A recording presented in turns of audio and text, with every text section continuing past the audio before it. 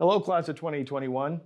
We just wanted to get together and let you know a little bit about what we're going to try to do with commencement. It is going to be in person, but it's going to be different. I've got a bunch of questions, and Joe Broderick, our dean who's in charge of commencement, is going to give you all the information. So if you've got any questions after we're done or you want to follow up, don't forget to email Jo, and she'll get you on board. We'd love to have you there, but here's some questions for you, I think, to try to clarify anything that might be out there during this crazy time that we're still in. So question one, Joe. Will commencement be inside or out? Outside.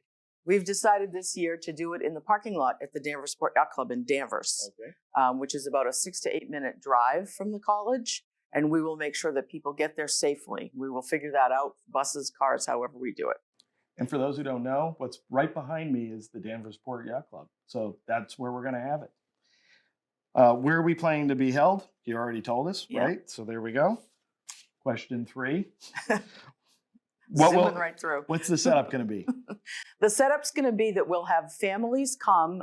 One car per family is what we're thinking, or guest, one car of guests per student. They'll have to pre-register because the state's just changed the rules again on us, which is fine. We'll figure that out and we'll let you know. We will have the cars parked safely in the parking lot. If it's good weather, people can bring a lawn chair and they can sit outside their cars. We're going to distance the cars. And we will have a big stage set up with 2 speakers on either side and giant screens so people can watch it from their cars or from outside. And we'll also be live streaming it so families at home can watch you walk across the stage with your cap and gown and receive your diploma. All right. Well, that sounds pretty cool.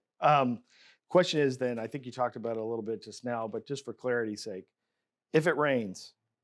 If it rains, we're still going to do it. There's a cover over the stage, and the families will just be asked to stay in their cars. All right. And then you talked a little bit, but let's do it a little slower for them. How's it going to work? So we're going to get everybody over to Danvers Sport. There'll be a giant stage there. We will have you walk safely up on stage. Everybody will be masked except when somebody is speaking. You'll walk across the stage and get your diploma. We will take a photo of you so that we'll have that for you forever. And we'll do also a video of the event, which we'll put up on the website and you can download. The speakers, we'll have a faculty and student and keynote speaker. Kurt will speak, and the chair of our board, Kent Wasepka, will also give some remarks along with Brian Pellin, our dean. All right.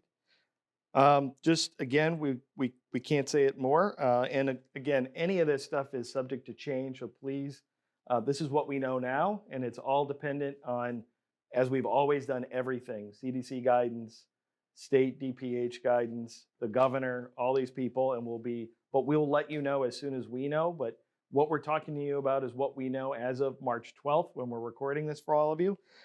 So how many guests can students have? We'd like them to have 1 carload of guests each. If people have bigger families and smaller cars, they can just contact me and we'll work it out. But we will have to have a registration system and we'll work that out. We just found that out yesterday. Okay, great. And how will they get to the Danvers Port Yacht Club? Where is it? It's down Route 62. So you're heading towards 128 towards Danvers and it'll be on your left. It's only about 8 minutes away. And for students who don't have cars, we will get you there. We're going to figure out a transportation method. Right. So if you don't have a car, if you don't have a way to get there, or let's say you don't have loved ones coming or the loved ones don't have a way to get there, we're working on logistics. This will be accessible to everybody. We just don't have the specifics yet. But we are going to make sure that if you want to come, you can get there and you can have, I think, a nice in-person special moment.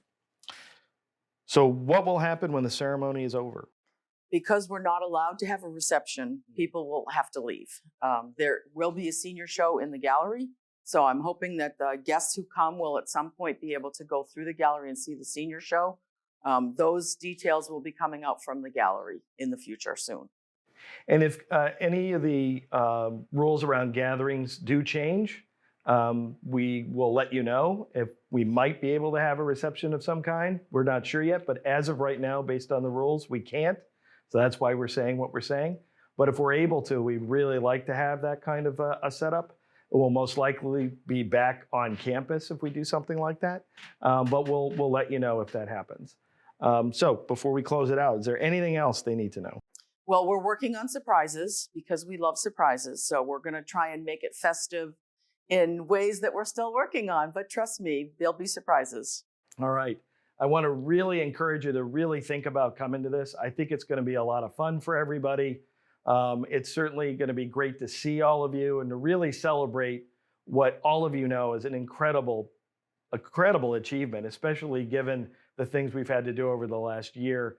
And I just want to let you know, it is something that we really are doing everything we can to make special. And if Joe's in charge of it, it's going to be awesome. So thank you, and we'll see you there, class of 2021.